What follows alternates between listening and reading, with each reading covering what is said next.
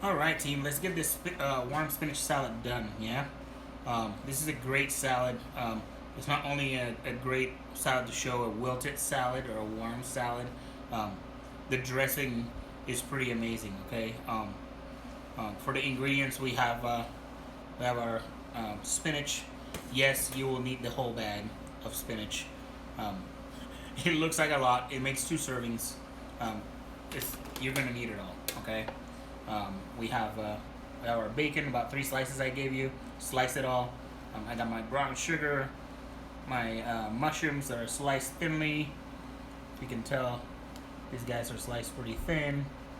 Okay, I have my cider vinegar, my garlic. I slice my garlic versus mincing it.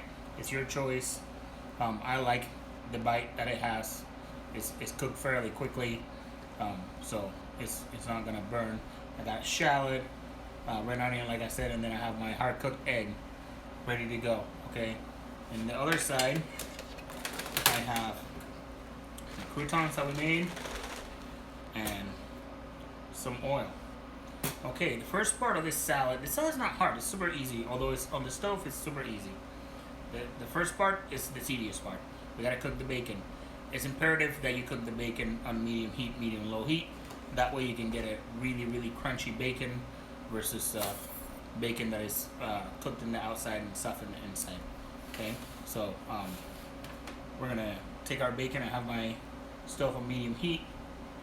I cut my bacon kind of a julienne.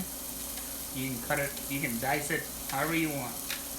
It's best for you to cut it while it's still really cold. If not, it kind of starts sliding all over the place and it becomes tough to cut it, okay? And we're gonna keep this bacon here, not with the oil all by itself. I'm gonna cook this until it gets crunchy.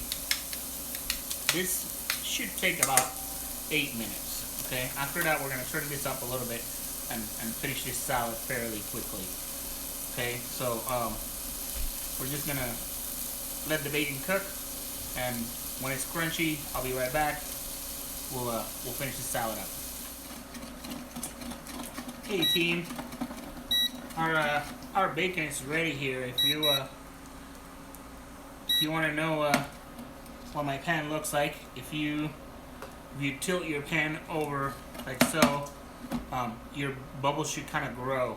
Right, that tells you that you're at the right temperature. You're being cooking nice and slow. My bacon is nice and crispy. Okay, it has a very nice color. And the other sign that will tell you is that when you try to grab it, it kind of sticks together, right? Like it's sticking to my pair of tongs. And we're removing the bacon from the oil. That's our very next step, right? Once the bacon is ready, we're gonna go in here and pick up all the bacon and get it out of there. Okay, grab as much as you can. We're gonna crank the heat, so we don't want to burn the bacon. So take your time to take all the pieces out of there. Yeah.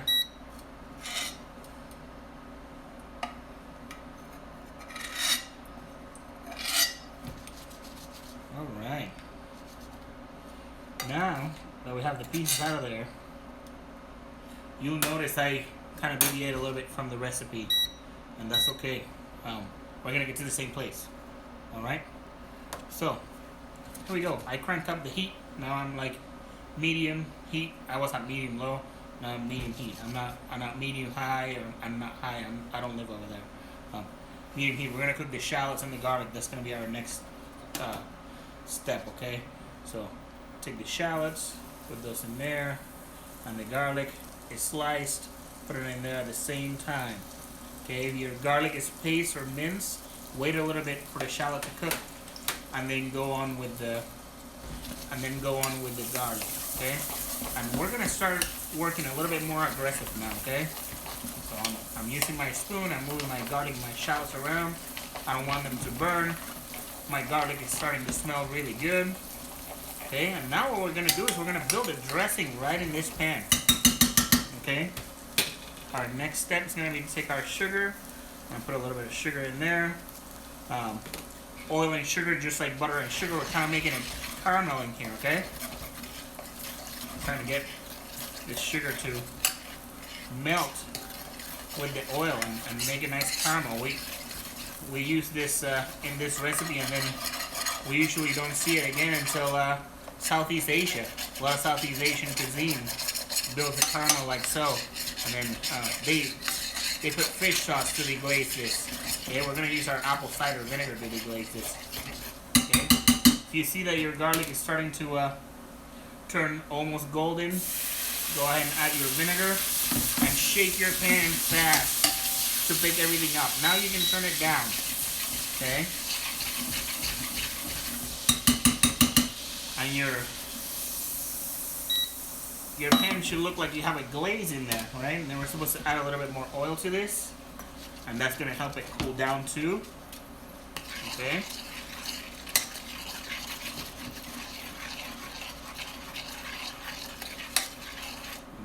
My garlic looks nice and toasty. I got this really, really nice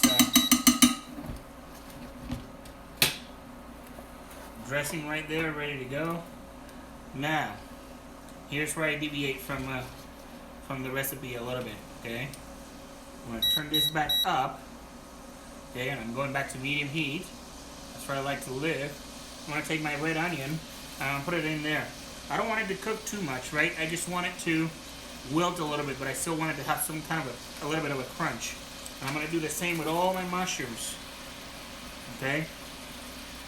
And now I'm switching to my pear tongs, and I'm just kind of tossing this a little bit right here, but I don't want to take away all the dressing. Right? At this point, I can return my bacon into the pan. Notice that I'm moving fairly quickly here. Right? And then I'm going to turn it off. And I'm going to take all my spinach and I'm going to go in here with my spinach. Instead of bringing the dressing to the spinach, I'm bringing the spinach to the dressing. And then as you start folding it in, you can use your spoon or your pair of tongs, whichever you like. Know that spinach, if we were going to fully cook this, we would need 5 more times what we start with, so the finished product is that amount. So if we need 2 ounces, we're gonna start with 10 ounces, right? Now, as soon as you see that your leaves start wilting like this guy's right here, then we should be good to go. Okay.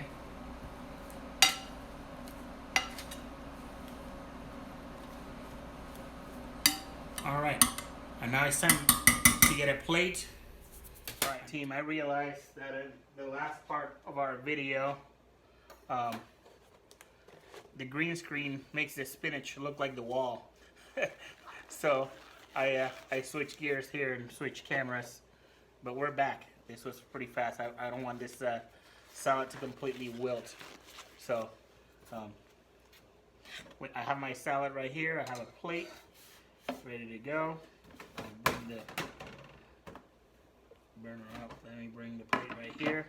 And now we're going to, just like when we talked about the chef's salad, right? We want to make sure that when we serve a salad like this, although it's wilted, we want to have some height, okay? We don't want this to be a side of spinach. We want it to be an actual spinach salad, right? So I'm going to lay it out like so. And you'll notice that all your garnishment, everything that is heavier, the bacon, the mushrooms, the onions, it all goes to the bottom. So you should have enough room to put your greens down first and then come back with all this good stuff from our pan. Okay, pop it in here. Alright, this looks pretty delicious. We're gonna leave some negative space like so. Right, then I'm gonna grab some of my croutons that I made earlier today.